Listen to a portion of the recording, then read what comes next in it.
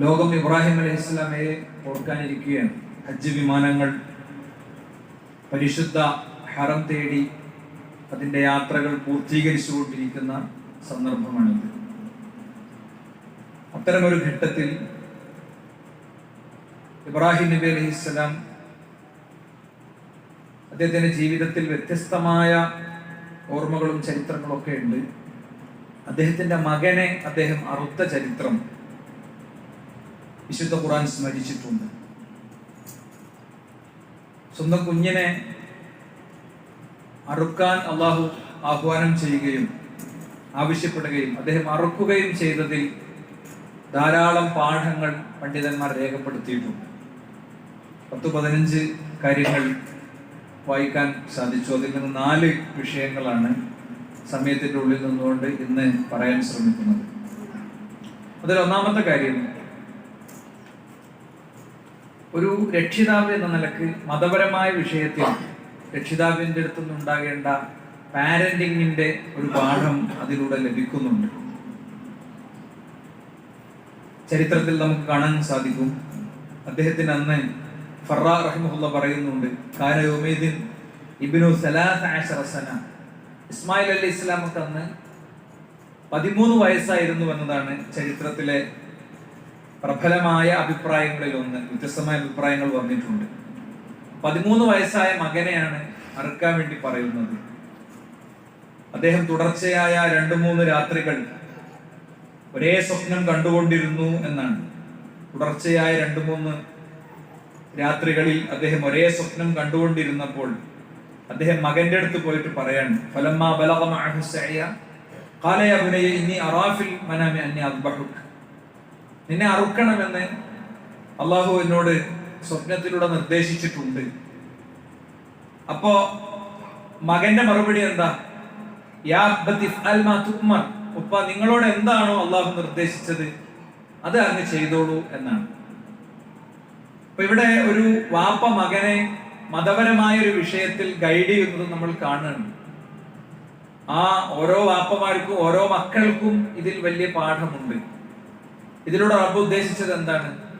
ഏറ്റവും ദുഷ്കരമായ ഒരു കാര്യം, മകന്റെ ജീവിതത്തെയും ജീവനെയും ബാധിക്കുന്ന ഒരു കാര്യം, അതുപോലും മതത്തിനു വേണ്ടി ഉപ്പ തുറന്ന് സംസാരിക്കുകയാണ്, അള്ളാഹുവിന് വേണ്ടി തുറന്ന് സംസാരിക്കുകയാണ്. പലപ്പോഴും മക്കളെ ശരിയായ ദിശയിൽ കൊണ്ടുവരുന്നിടത്ത്, ആൺമക്കളെയും പെൺമക്കളെയും ഒക്കെ ഉപദേശിച്ച് ശരിയായ രീതിയിൽ കൊണ്ടുവരുന്നിടത്ത് രക്ഷിതാക്കൾ പരാജയപ്പെടുന്നത് അത് പറയേണ്ട സമയത്ത് പറയുന്നില്ല എന്നതുകൊണ്ടാണ്, പറയേണ്ടുന്ന വിധം പറയുന്നില്ല എന്നതുകൊണ്ടാണ്. ഇവിടെ പറയേണ്ട സമയത്ത് തന്നെ പറയുന്നു. തനിക്കത് വഹയിലൂടെ കിട്ടി. 3 രാത്രികളിൽ തുടർച്ചയായി ആ സ്വപ്നം വന്നു. ആ സ്വപ്നം വന്നപ്പോൾ അമ്പിയാക്കളുടെ സ്വപ്നത്തെ സംബന്ധിച്ച് നമുക്ക് പറയാം, അവർക്ക് വഹയിലൂടെയും സ്വപ്നത്തിലൂടെയും വഹി ലഭിക്കുമെന്നാണ്. ആ വഹിയാണെന്ന് മനസ്സിലാക്കിയിട്ട് അത് അദ്ദേഹം ശരിയായ രീതിയിൽ അറിയിക്കുകയാണ്. ഇനി അറിയിക്കുമ്പോൾ മകൻ അത് സ്വീകരിക്കുകയാണ്. കൊച്ചു കാര്യങ്ങൾ പോലും മക്കളെ ഉപദേശിക്കാൻ കഴിയാത്ത സാഹചര്യത്തിലൂടെയാണ് യഥാർത്ഥത്തിൽ രക്ഷിതാക്കൾ മുന്നോട്ട് പോകുന്നത്. നമ്മൾ പറഞ്ഞാൽ നമ്മുടെ മക്കൾ കാര്യങ്ങൾ കേൾക്കുന്നില്ല എന്നുള്ളത് എല്ലാവരുടെയും പരാതിയാണ്. അപ്പം പറയുക എന്നത് രക്ഷിതാക്കളുടെ കൃത്യമായ ഉത്തരവാദിത്തമാണ്. പറയുക എന്നത് രക്ഷിതാക്കളുടെ ശരിയായ ഉത്തരവാദിത്തമാണ്. അതെന്താണെങ്കിലും ഒരു കുഞ്ഞിനെ, സ്വന്തം മകനെ അറുക്കേണ്ട കാര്യമായിട്ട് പോലും അത് പറയാതിരുന്നിട്ടില്ല. അങ്ങനെയാണെങ്കിൽ ജീവിതത്തിൽ 100 കാര്യങ്ങൾ നമ്മുടെ ആൺകുട്ടികളോടും പെൺകുട്ടികളോടും ഒക്കെ അവരേത് പ്രായക്കാരാണെങ്കിലും അവരോട് പറയേണ്ടതുണ്ട് എന്ന വലിയൊരു പാഠം ഈ വെള്ളിയാഴ്ച നമുക്ക് ഈ ചരിത്രത്തിൽ നിന്ന് കിട്ടുന്നുണ്ട്. വേഷവിധാനത്തിന്റെ കാര്യത്തിൽ, മക്കളുടെ പ്രത്യേകിച്ച് പെൺകുട്ടികളുടെ വേഷവിധാനത്തിന്റെ കാര്യത്തിൽ വലിയ തിരുത്ത് ഓരോ വീട്ടിലും ഓരോ കുടുംബത്തിലും ആവശ്യമുള്ള കാലത്താണ് നമ്മൾ ജീവിക്കുന്നത്. വിഷയം പറയുമ്പോൾ ഓരോ രക്ഷിതാവിനും തോന്നും, മൂപ്പർ എൻ്റെ കുട്ടിനെ കണ്ടതുകൊണ്ടായിരിക്കും, എൻ്റെ മോളെ കണ്ടതുകൊണ്ടായിരിക്കും. പരസ്പരം അറിയുന്ന ആളുകൾ ഉള്ളൊരു സ്ഥലത്ത് കുത്തുബ പറയാനുള്ള വലിയ പരീക്ഷണമാണ് കേട്ടോ, വലിയ പരീക്ഷണമാണ്. ഇതാരെങ്കിലും പ്രത്യേകിച്ച് മനസ്സിൽ വിചാരിച്ചിട്ട് പറയണല്ലോ, ഞാൻ എൻ്റെ കുട്ടികളെ മനസ്സിൽ വിചാരിച്ചിട്ട് പറയണം. പലപ്പോഴും സൗന്ദര്യ സങ്കല്പങ്ങൾ സ്ക്രീനിൽ നിന്ന് കുട്ടികൾ എടുത്തൊരു കാലത്താണ് നമ്മൾ ജീവിക്കുന്നത്. ചുണ്ടൊന്ന് ചോപ്പിക്കാതെ, മുഖത്തൊന്ന് പൗഡർ ഇടാതെ, കുട്ടികൾക്കല്ല ഉമ്മമാർക്ക് പോലും പുറത്തിറങ്ങാൻ ആത്മധൈര്യമില്ലാത്ത മാനസിക രോഗം ബാധിച്ച കാലത്താണ് നമ്മൾ ജീവിക്കുന്നത്. മാനസിക രോഗം ഞാൻ ആക്ഷേപിക്കാൻ വേണ്ടി പറഞ്ഞല്ല. ലിപ്സ്റ്റിക് ഇഫക്റ്റ് എന്ന് പറയുന്ന ഒരു പ്രയോഗം തന്നെ ഇന്ന് ആധുനിക കാലത്ത് നിലനിൽക്കുന്നുണ്ട്. കോവിഡിന് ശേഷം ഉണ്ടായ വലിയൊരു പ്രശ്നമാണ്. എന്താ, ഒന്ന് ചുണ്ടു ചുമപ്പിക്കാതെ ആർക്കും പുറത്തിറങ്ങാൻ കഴിയാത്ത ഒരു മാനസികാവസ്ഥ. സൗന്ദര്യത്തെ സംബന്ധിച്ച് അമിതമായ കൺസേൺ, അമിതമായ ബോധം. ഞാൻ ചൊറുക്കില്ല, എനിക്ക് ഇങ്ങനെയല്ല, എനിക്ക് അങ്ങനെയല്ല, അങ്ങനത്തെ ചിന്തകൾ, കണ്ണാടിക്ക് മുന്നിലെ അമിതമായ സമയം ചെലവഴിക്കലുകൾ. ഇതിന്റെ അർത്ഥം മാന്യമായി വൃത്തിയിൽ കാര്യങ്ങളിൽ നടക്കേണ്ടെന്നൊന്നുമല്ല. പ്രവാചകൻ സല്ലല്ലാഹു അലൈഹി വസല്ലം തങ്ങളോട് പ്രവാചകൻ സല്ലല്ലാഹു അലൈഹി വസല്ലം തങ്ങൾ ആദ്യം വഹി കിട്ടി. ആ വഹീന്റെ സന്ദേശം ലഭിച്ച് അതിൽ ഭയന്ന് ജിബ്രീൽ അലൈഹിസ്സലാമിനെ നിരവധി ചിറകുകളോടുകൂടെ ജിബ്രീൽ അലൈഹിസ്സലാമിനെ കണ്ട് പേടിച്ച് ഭയന്ന് അദ്ദേഹം വീട്ടിൽ അടച്ചുകൂടിയിരിക്കുമ്പോൾ അല്ലാഹു സുബ്ഹാനഹു വ തആല പറഞ്ഞ കാര്യമാണ്, യാ അയ്യുഹൽ മുസമ്മിൽ ഖും ഫഅൻദിർ വറബ്ബക ഫകബ്ബിർ.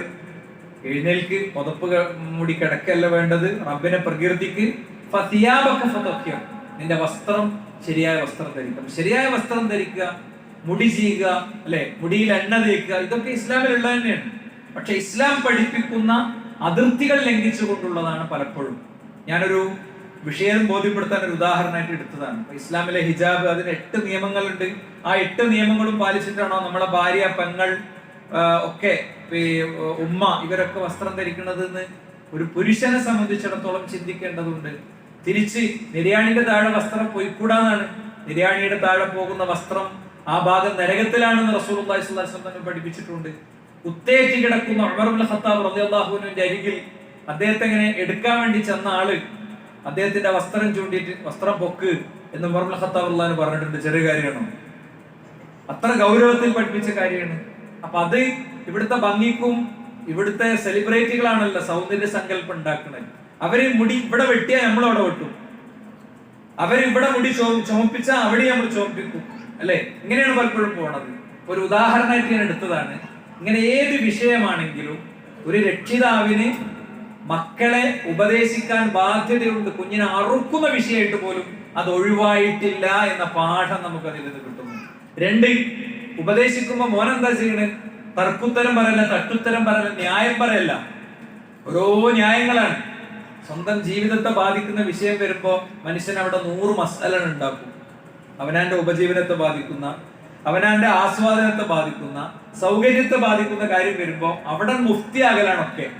ഓരോരുത്തരും അവരവർക്ക് പറ്റിയ ന്യായങ്ങൾ വിചാരിച്ചിട്ട് എന്നാണ് അതിന് ഖുർആൻ നടത്തിയ പ്രയോഗം. ശൈത്താൻ അവർക്ക് അവരുടെ അമലുകൾ നന്നായി കാണിച്ചു കൊടുക്കും, നന്നായി തോന്നിപ്പിച്ചു കൊടുക്കും, അല്ലെ? അതിലൊക്കെ എനിക്ക് ഇളവുണ്ട് എന്നുള്ള ചിന്ത അവർക്ക് ഉണ്ടാക്കി കൊടുക്കും എന്നാണ്.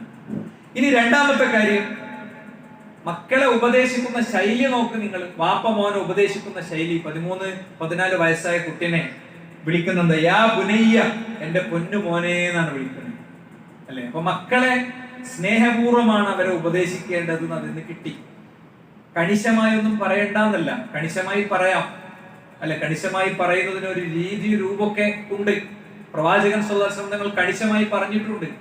കണിശമായി പറഞ്ഞപ്പോ ആർക്കും വ്യക്തിപരമായി അവരെ വേദനിപ്പിച്ച ഫീലിംഗ് ഉണ്ടായിട്ടില്ല. ഉറപ്പാണ്. എന്താ കാരണം? പ്രവാചകൻ സ്വല്ലല്ലാഹു അലൈഹി വസല്ലം തങ്ങൾ വിശ്വാസിയുടെ സ്വഭാവം പഠിപ്പിച്ചിട്ടുണ്ട്. എന്താ വിശ്വാസിയുടെ സ്വഭാവം? ലൈസൽ മുഅ്മിനു ബിത്ത്അൻ വലൽ ലഅൻ വലൽ ഫാഹിഷ് വലൽ ബദി. വിശ്വാസി ഒരിക്കലും കുത്തി പറയുന്ന ആളാവില്ല, അങ്ങനെ തോണ്ടി തോണ്ടി പറയുന്ന ആളാവില്ല. പറയണൊക്കെ നേരിട്ട് കൃത്യമായി സൗമ്യമായിട്ടായിരിക്കും പറയാം. അതുപോലെ തന്നെ ആക്ഷേപിച്ച് പറയൂല. അതുപോലെ തന്നെ ഫാഹിഷ്, ചീത്ത വിളിക്കുന്ന ആളാവില്ല.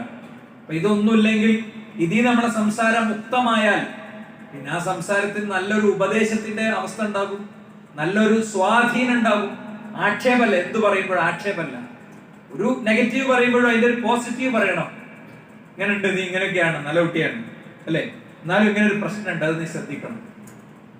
പലപ്പോഴും മുടിയുടെ കാര്യത്തിലായിരിക്കും രക്ഷിതാക്കളും കുട്ടികളും തമ്മിൽ അടി ഉണ്ടാവില്ല. മുടി ഇങ്ങനെ ഭയങ്കര പൊന്തക്കെട്ടി നടന്നാൽ ഭയങ്കര സൗന്ദര്യം എന്നാണ് കുട്ടികളുടെ വിചാരം. എന്താ ഇതിന്റെ കാര്യം? അവരുടെ ഉള്ളിൽ അവർക്ക് ഇഷ്ടപ്പെട്ട ഏതെങ്കിലും സെലിബ്രിറ്റി ഉണ്ടാകും. ഒരു ക്രിക്കറ്റ് താരമോ, ഒരു ഫുട്ബോൾ താരമോ, ഒരു സിനിമാ താരമോ ഒക്കെ ഉണ്ടാകും. പിന്നെ കുട്ടികളുടെ കൂട്ടത്തിൽ നമ്മുടെ കുട്ടി മാത്രമായിരിക്കും ശരിക്കും മുടി വെട്ടി പോണ ആള്. അപ്പൊ അവനെ ബാക്കിയുള്ള കുട്ടികളൊക്കെ കൂടെ അങ്ങനെ ഓരോന്ന് പറഞ്ഞ് കളിയാക്കണമുണ്ടാവും. അപ്പൊ അതിലൊക്കെ അവർക്ക് പിടിച്ചു നിൽക്കാനുള്ള ആത്മധൈര്യമാണ് യഥാർത്ഥത്തിൽ കൊടുക്കേണ്ടത്. അപ്പൊ മക്കളെ ഉപദേശിക്കേണ്ട ശൈലി എന്താണെന്ന് യഥാർത്ഥത്തിൽ പറയാം. തിരിച്ച് മക്കള് പാരന്റ്സിനോട് പറയേണ്ട ശൈലി എന്താണെന്ന്, യാ അബത്തി, എന്റെ പൊന്നുപ്പച്ചേ എന്നാണ് എന്റെ അർത്ഥം. എന്റെ പൊന്നുപ്പച്ചേ, ഇഫ്അൽ മാ തുമർ, നിങ്ങളോട് പഠിച്ചോൻ എന്താ കൽപ്പിച്ച നിങ്ങൾ ചെയ്തോളി. അതിനെന്താ, എന്നെ അറക്കാനല്ലേ പറഞ്ഞത്, അല്ലല്ലേ പറഞ്ഞത്, കേൾക്കണല്ലോ അല്ലെ. അപ്പൊ റബ്ബ് പറഞ്ഞാൽ അത് അനുസരിക്കണം. മാതാപിതാക്കളുടെ നേരെ തള്ളേന്നൊക്കെ മാതാപിതാക്കളെ വിളിക്കണേ ആളുകളുണ്ട്. ഇനി മുഖാമുഖം വിളിച്ചിട്ടില്ലെങ്കിലും സ്വകാര്യതയിൽ സംസാരിക്കുമ്പോൾ തള്ള, തന്ത എന്നൊക്കെയാണ് പ്രയോഗിക്കുക. റഖൂഖുൽ വാലിദൈൻ, മാതാപിതാക്കളെ ദ്രോഹിക്കൽ.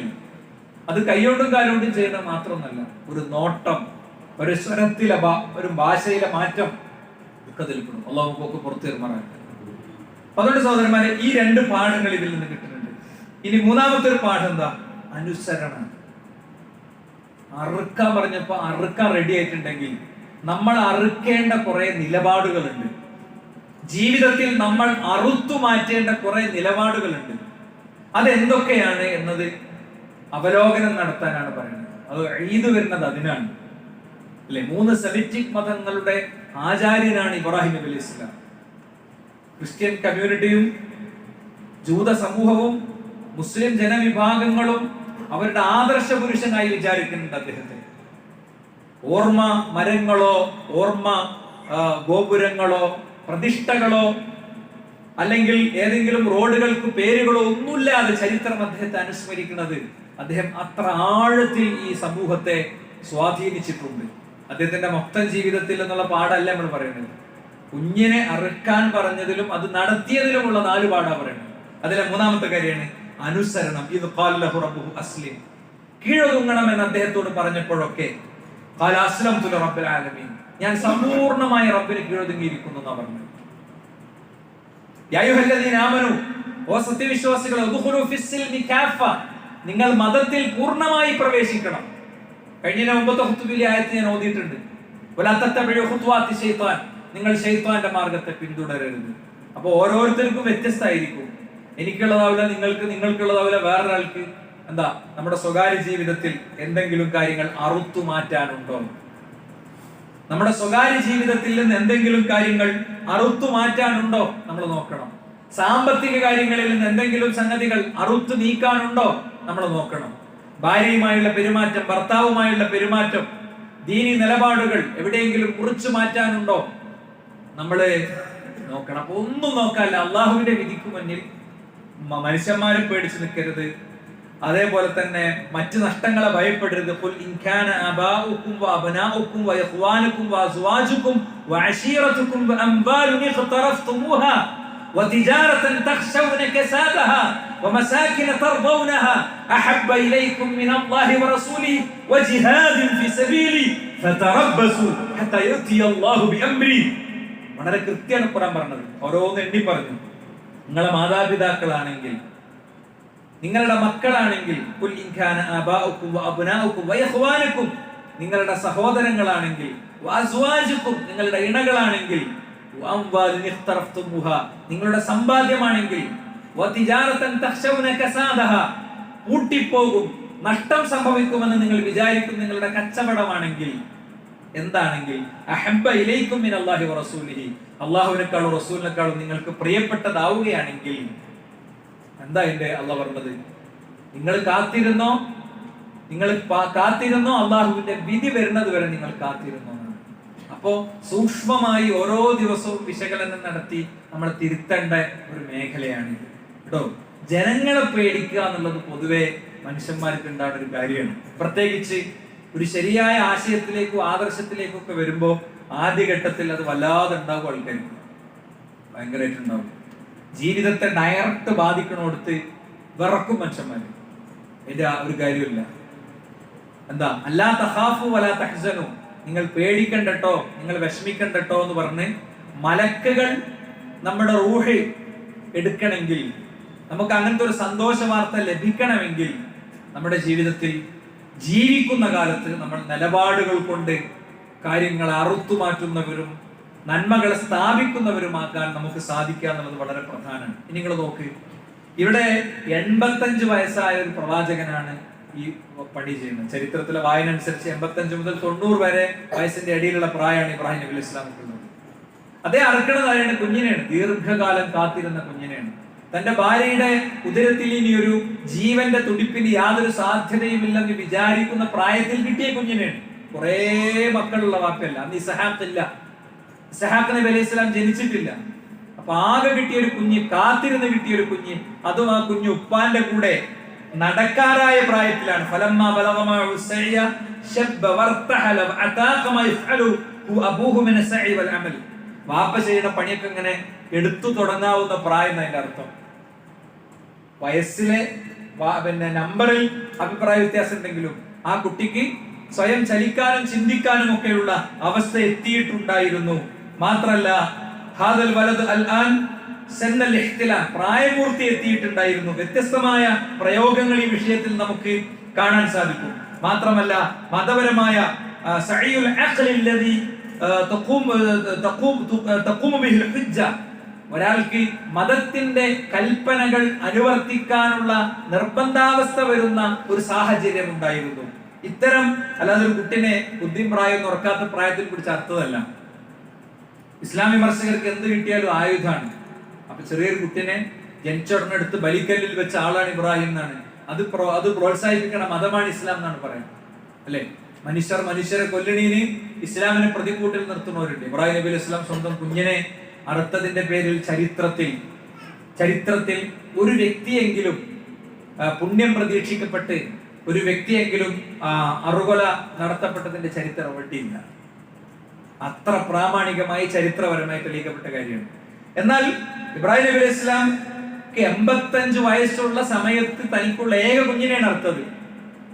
അങ്ങനെ എന്താണ് ആ അറുക്കാൻ വേണ്ടി ഇങ്ങനെ കടത്തിയപ്പോ തല്ലൽ ജബീൽ, അങ്ങനെ അദ്ദേഹം ഇങ്ങനെ അറുക്കാനുള്ള ഒരുക്കം നടക്കുമ്പോഴാണ് വിളി വരുന്നത് അറക്കേണ്ടതില്ല എന്നും ഒരാടുകുട്ടിയെ കൊണ്ടുവരുന്നതും അതിനെ അറക്കാൻ പറയുന്നതും. അപ്പൊ ഇബ്രാഹിം നബി അലൈഹി സ്വലാം അറുത്തത് ഒരു മൂരിക്കുട്ടിനെ അല്ല, നമ്മൾ ഓർക്കണം, ഒരാടുകുട്ടിനെ അല്ല. ഇബ്രാഹിം നബി അലൈഹി സ്വലാം അറുത്തത് സ്വന്തം മകനെയാണ്. അറുത്തതിന് തുല്യമായ മാനസികാവസ്ഥ ഉണ്ടായപ്പോ അല്ലാഹു സുബ്ഹാനഹു വ തആല പരീക്ഷണത്തിൽ അദ്ദേഹത്തിന് മോചനം കൊടുക്കുകയും ആടിനെ അറുക്കാൻ പറയുകയും ചെയ്തു. നമ്മളൊരു മൂരിക്കുട്ടിനെയാണ് അറുക്കുന്നത്. ഒരു ഓഹരി 10,000 രൂപയാണ് ഒരു ഓഹരി. അത് കൊടുക്കണോട് തന്നെ ആലോചിച്ചിട്ട് ഇടങ്ങാറാണ്. ജീവിതത്തിൽ ഒരിക്കൽ പോലും ഉദഹയ്യത്ത് അറുക്കാൻ കഴിയാതെ വരുന്നത്. എല്ലാ കടം കൂടി എപ്പോഴാണ് ഓർമ്മ വരുന്നത്? അല്ലെ, കടമുണ്ടെങ്കിൽ കടം വീട്ടിയിട്ട് തന്നെയാണ് കാര്യങ്ങളൊക്കെ നിർവഹിക്കേണ്ടത്, അതിൽ സംശയമൊന്നുമില്ല.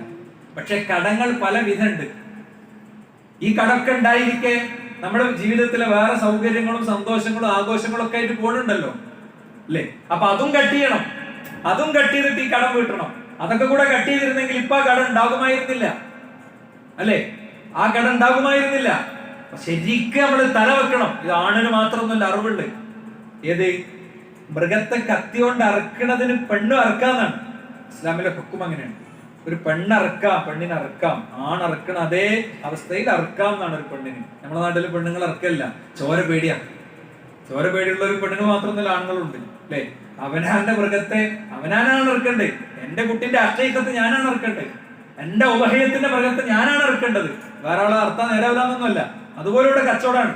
ഒരാൾക്ക് ഇറക്കാൻ കൊടുക്കുന്ന അർത്ഥത്തിന് പൈസ, അല്ലെ? അർത്ഥ കഴിഞ്ഞതിന് വെച്ചിട്ട് പ്രാർത്ഥിച്ചതിന് പൈസ ഒക്കെ നമ്മുടെ നാട്ടിൽ പലപ്പോഴും നടക്കരുത്. പൈസകൾ കൊടുത്തോളി, അത് സാധുക്കളായ ആളുകൾ ആർക്കും കൊടുക്കാം. പക്ഷെ ദീനിന്റെ പേരിൽ കൊടുക്കണ്ട.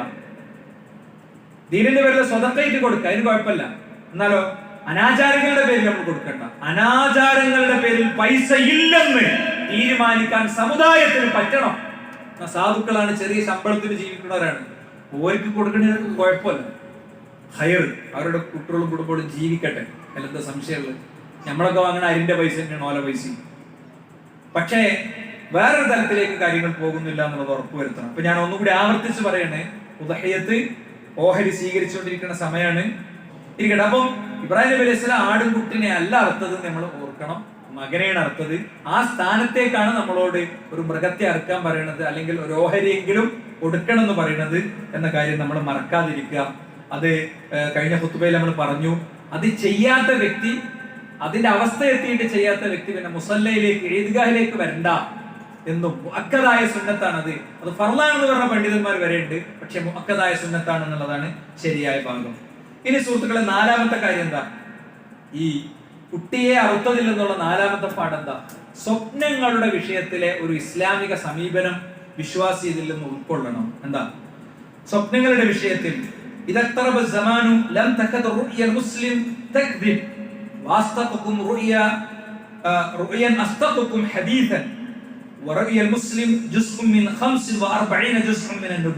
വളരെ വിശദമായ ഹദീസാണ്.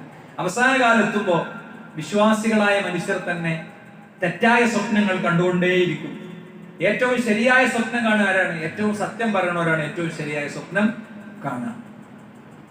വർത്താനത്തിൽ നുണ കൂടിയ സ്വപ്നത്തിലും എന്താണ് അഹ്ലാമുകൾ വരും, ദുസ്വപ്നങ്ങൾ കൂടുതൽ വരും, അല്ലെങ്കിൽ മറ്റുള്ളവർക്ക് മുന്നിൽ പറയാൻ പറ്റാത്ത സ്വപ്നങ്ങൾ കൂടുതലായി ഉണ്ടാകും. വിശ്വാസിയുടെ സ്വപ്നം എന്ന് പറയുന്നത് വഹീന്റെ 54 ശാഖകളിൽ ഒരു ശാഖയാണ് എന്ന് റസൂലുള്ളാഹി സ്വല്ലല്ലാഹു അലൈഹി വസല്ലം പഠിപ്പിക്കുകയാണ്. 3 തരം സ്വപ്നങ്ങളുണ്ട്. അതിൽ ഒന്നാമത്തത് എന്താണ്? പിന്നെ അസ്വാലിഹ ബുശ്റ മിനല്ലാഹ്, യഥാർത്ഥ സ്വപ്നങ്ങൾ, അതായത് തെറ്റായ സൂചനകളൊന്നും ഇല്ലാത്ത സൽ സ്വപ്നങ്ങൾ. അത് അള്ളാഹുവിൽ നിന്നുള്ള സന്തോഷ വാർത്തയാണ്. എന്താ? ഒരു ഭാര്യ ഗർഭിണിയാകണമെന്ന് ഒരാൾ സ്വപ്നം കണ്ടു. സ്വപ്നം കണ്ടു. അത് അള്ളാഹുവിൽ നിന്നുള്ള സന്തോഷ വാർത്തയായിട്ട് എടുക്കണം. എന്തൊരു ഹൈർ വരാനുണ്ട് എന്ന നിലക്ക് എടുക്കണം. രണ്ടാമത്തത് ശൈത്വാനിൽ നിന്നുള്ള ഭയപ്പെടുത്തലുകൾ. ഒരാൾ അറക്കണത് കണ്ടു, പാമ്പ് കുത്തുന്നത് കണ്ടു, ഇടിക്കണത് കണ്ടു. അത് പൈശാചികമായ ഇടപെടലാണ്. ശരിക്കും ദിക്റും ദുആയും ഒക്കെ ചൊല്ലി മര്യാദയ്ക്ക് കിടന്നുറങ്ങാത്തതിന്റെ കുഴപ്പമാണ്. മനസ്സിലായില്ലേ? പോയി വികലാണ്. ഈ രാത്രി എഴുന്നേൽക്കുന്ന ഒരു ഉറപ്പില്ല. ഇപ്പട്ട് ധരിച്ച വസ്ത്രങ്ങൾ അതിനോട് കത്രിക കൊണ്ട് കട്ട് ചെയ്തിട്ട് കഫൻ പുടവ മൂടാകുന്ന പ്രഭാതമായിരിക്കും വരാനിരിക്കണം എന്നുള്ളൊരു ഓർമ്മയില്ല. മരിക്കണത് ഭാര്യ പോലും അറിയാതെ നേരം വെളുക്കുമ്പോ മരിച്ച അവസ്ഥയിലായിരിക്കും കാണുക എന്നുള്ളൊരു ബേജാറും ഇല്ല അല്ലെ? അപ്പൊ ദിക്റുകളൊന്നും ഓർമ്മയിൽ വരില്ല. അതാണ് പിശാചിന്റെ പേടിപ്പെടുത്തലുകളാണ്. മറ്റൊന്ന് ഒരാളുടെ മനസ്സിൽ ഇങ്ങനെ പകൽ സമയത്തൊക്കെ അയാൾ കണ്ടതും ഓർത്തതും പറഞ്ഞതുമായ കാര്യങ്ങളൊക്കെ ഇങ്ങനെ മനസ്സിൽ വരിക. ഹദീസിൽ തന്നെ അതിന്റെ വിശദീകരണം വന്നിട്ടുണ്ട്. പകലിൽ അയാൾ കണ്ട ചില കാര്യങ്ങളൊക്കെ രാത്രി സ്വപ്നമായിട്ട് വരിക. ഒരു ആക്സിഡന്റ് പെട്ടു, അത് സ്വപ്നമായിട്ട് വരിക. അത് ശൈത്താൻ പേടിപ്പിക്കണ ആയിക്കൊള്ളണമെന്നൊന്നുമില്ല. അല്ലെ, ഒരു ജ്യൂസ് കടി കയറി ജ്യൂസ് കുടിച്ചു, ആ ജ്യൂസ് കടിയും ആ ജ്യൂസൊക്കെ ഇങ്ങനെ കാണും, ആ ഒരു കടയൊക്കെ ഇങ്ങനെ കാണും, പിന്നെ ബന്ധമില്ലാത്ത കുറെ ഇങ്ങനെ കാണും അല്ലെ? ഈ 3 നിലക്ക് വരാം. അപ്പൊ സ്വപ്നം കണ്ടാൽ ഒരു വിശ്വാസി സ്വീകരിക്കേണ്ട പാഠങ്ങൾ കൂടി നമുക്ക് ഇതിന്റെ അനുബന്ധമായി ഒന്ന് പറയാൻ ശ്രമിക്കാം. അതില് ഒന്നാമത്തെ കാര്യം, ഇഷ്ടപ്പെട്ടതാണെങ്കിൽ, ഒരു സ്വപ്നം നമുക്ക് ഇഷ്ടപ്പെട്ടതാണെങ്കിൽ അത് അള്ളാഹുവിന്റെ അടുത്ത് നിന്നുള്ളതാണ് നമുക്ക് വിചാരിക്കാം. ഇഷ്ടപ്പെട്ടതെന്ന് പറഞ്ഞാൽ എന്താ? അതിന് ദീനിയായ പരിസരം കൂടി വേണം കേട്ടോ. ദീനിയായ പരിസരം കൂടി നമ്മൾ കൊടുത്ത ലോൺ പാസ്സായി സ്വപ്നത്തിൽ കാണുകയാണ്. അത് അള്ളാഹിന്റെ അടുത്ത് നിന്നുള്ളതല്ല. അത് ഇസ്ലാമിൽ നിഷിദ്ധമായ കാര്യം ഒരിക്കലും അങ്ങനെ വിചാരിക്കേണ്ടതില്ല. എന്നാലോ അങ്ങനെ ഒരാൾക്ക് ഇഷ്ടപ്പെട്ട ഒരു സ്വപ്നം അയാൾ കണ്ടു, മക്കയിൽ പോണത് സ്വപ്നം കണ്ടു, അല്ലെങ്കിൽ മദീനയിൽ പോണത് സ്വപ്നം കണ്ടു, അല്ലെങ്കിൽ അങ്ങനത്തെ മക്കൾക്ക് നല്ല റിസൾട്ട് ഉണ്ടാകുന്ന സ്വപ്നം കണ്ടു, അല്ലെങ്കിൽ മോൾക്ക് നല്ലൊരു വിവാഹാന്വേഷണം എന്ന സ്വപ്നം കണ്ടു. എന്താ ചെയ്യണ്ടേ? ഇഷ്ടപ്പെട്ടതാണെങ്കിൽ അല്ലാഹുവിനെ അൽഹംദുലില്ലാ എന്ന് പറയണം. സ്വപ്നത്തിൽ നിന്ന് ഉണർന്നാൽ, അല്ലെ നല്ലൊരു ഭക്ഷണം കഴിക്കണ സ്വപ്നം കണ്ടു എന്നിട്ടോ പിന്നെ പറയണം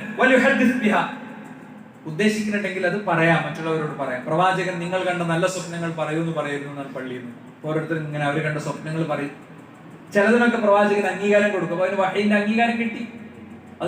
അംഗീകാരം കിട്ടി അല്ലേ?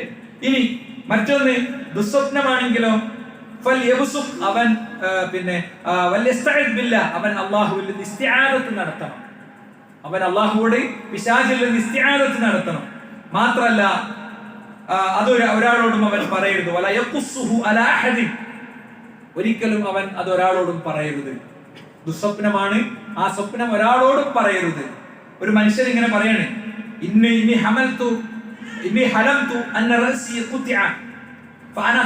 എന്റെ തല ഇങ്ങനെ അറുത്തെടുത്തിട്ട് ആ തലന്റെ പിന്നാലെ ഞാൻ ഇങ്ങനെ പോണത് സ്വപ്നം കണ്ടു എന്ന് ഒരാൾ പറയണം. നബി സല്ലല്ലാഹു അലൈഹി വസല്ലം പ്രവാചകൻ പറഞ്ഞു, അയാളെ കുറച്ച് കണിശമായിട്ട് ഭയപ്പെടുത്തിക്കൊണ്ട് പറഞ്ഞു, ലാ തുഖ്ബിർഹു ബി തഅല്ലുബി ശൈത്വാനി ബിക ഫിൽ മനാം. ശൈത്താൻ നിന്നിട്ട് തട്ടിക്കളിച്ചത് നീ ഇങ്ങനെ ആൾക്കാരോട് പറയരുത്. അപ്പൊ ദുസ്വപ്നങ്ങൾ കണ്ടാൽ അത് ആരോടും പറയാൻ പാടില്ല എന്നാണ്. മാത്രല്ല ദുസ്വപ്നം കണ്ട ഒരു വ്യക്തി അവൻ തുപ്പണം എന്നാണ്. അവൻ തുപ്പട്ടെ. എങ്ങനെയാണ് തുപ്പേണ്ടത്? അങ്ങനെ കാർക്കിച്ച് തുപ്പണിനാണ് എന്ന് പറയാം. എന്നാലോ മറ്റൊരു ഹദീസിലുള്ളത്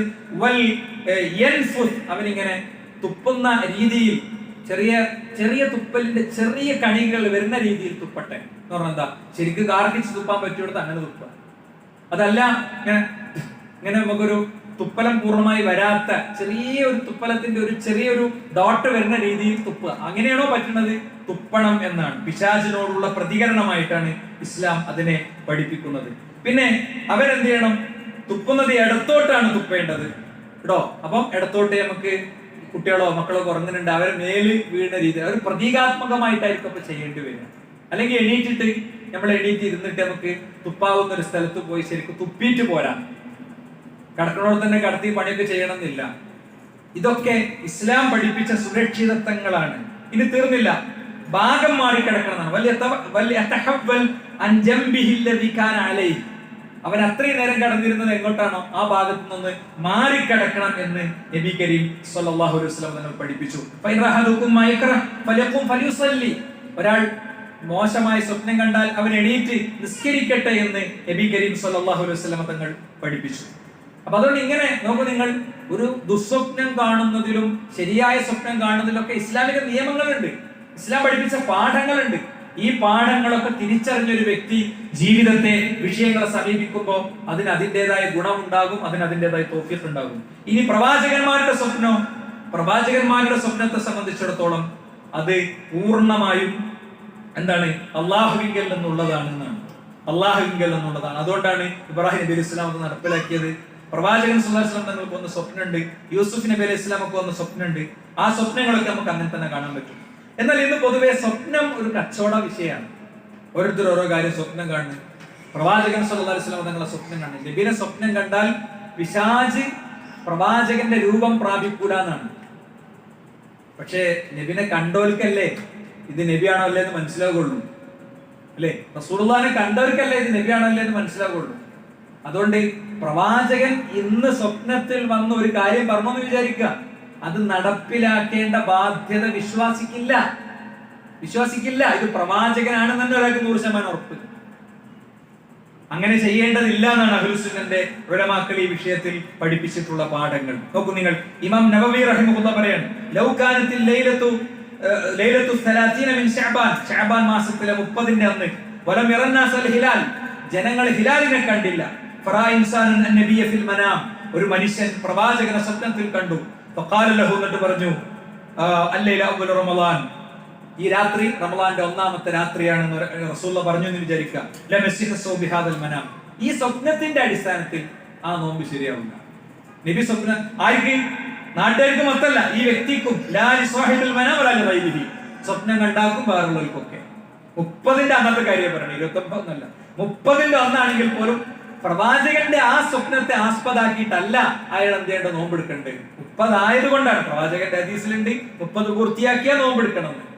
അപ്പൊ 29ന്റെ അന്ന് ഒരാൾ രാത്രി സ്വപ്നം കണ്ടാണ്, നാളെ റമളാൻ 1 ഇന്ന് റമളാൻ 1ന്റെ രാവാണ് എന്ന് സ്വപ്നം കണ്ടാൽ ആ വ്യക്തിയോ അല്ലെങ്കിൽ മറ്റുള്ളവരോ അത് എടുക്കേണ്ടതില്ല എന്നാണ്. അപ്പൊ സ്വപ്നം ഇന്ന് ഒരു കച്ചവട വിഷയമാകുന്ന സാഹചര്യത്തിൽ ഇത് വളരെ പ്രധാനപൂർവ്വം നമ്മൾ മനസ്സിലാക്കേണ്ടതാണ്. നോക്കൂ നിങ്ങൾ, പിന്നെ ഈ വിഷയത്തിൽ ഇമാം നവവി റഹിമഹുല്ലാഹ് പറഞ്ഞ വേറെയും കാര്യങ്ങൾ, വമിൻഹു അന്ന മൻ റആഹു ഫിൽ മനാമി ഫഖദ് റആഹു ഹഖ്ഖൻ فإن الشيطان لا يتمثل في صورته ولكن لا يعمل بما يسمعه الرائي منه في المنام مما يتعلق بالأحكام إن كان خالف ما استقر في الشرع لعدم الضبط الرائي لا للشك في الرؤيا لأن الخبر لا يقبل إلا من ضابط مكلف ونائم بخلافه. എന്താ സ്വപ്നം? റസൂലുള്ളാഹി സ്വല്ലല്ലാഹു അലൈഹി വസല്ലം തങ്ങളെ കണ്ടാൽ അത് പ്രവാചകൻ പിശാചിന്റെ രൂപം പ്രാപിക്കില്ലെന്ന് പഠിപ്പിക്കപ്പെട്ടതുകൊണ്ട് അത് പ്രവാചകനാണ് എന്ന് തന്നെ വിശ്വസിക്കാം. ഇത് പ്രവാചകനാണോ എന്ന് നേരത്തെ കാണാത്തവർക്ക് മനസ്സിലാവില്ല എന്നുള്ളൊരു വിഷയം അവിടെ ഉണ്ട്. അങ്ങനെ വിശ്വസിക്കാം, അങ്ങനെ അതിനെ വിശ്വസിക്കണമെങ്കിൽ തകരാറില്ല. എന്നാൽ അതുകൊണ്ട് ഒരു വ്യക്തി അത് അവിടുന്ന് പ്രവാചകൻ പറയുന്നു എന്നുള്ള നിലക്ക് പറയുന്ന കാര്യങ്ങൾ നടപ്പിലാക്കേണ്ടതുണ്ടോ? നടപ്പിലാക്കേണ്ടതില്ല. അത് പ്രവാചകനാകാത്തത് കൊണ്ടല്ല, സ്വപ്നം എന്നത് അതിന് ചില പരിമിതികളുണ്ട് എന്നതുകൊണ്ടാണ് എന്ന് ഷേഖിനോട് കൃത്യമായി പറയും. ഷേഖ് ഇബ്നു ബാസ് റഹിമഹുല്ലാഹ് അടക്കമുള്ള ആളുകളുടെ ധാരാളം വിഷയങ്ങൾ ഇതിൽ നമുക്ക് കാണാൻ സാധിക്കും. അതുകൊണ്ട് ഇങ്ങനത്തെ ധാരാളം പാഠങ്ങൾ ഇതിലൊക്കെ നമുക്കുണ്ട്. ആ പാഠങ്ങൾ പകർത്താൻ ശ്രമിക്കുക. അല്ലാഹു സ്വീകരിക്കുമാറാകട്ടെ.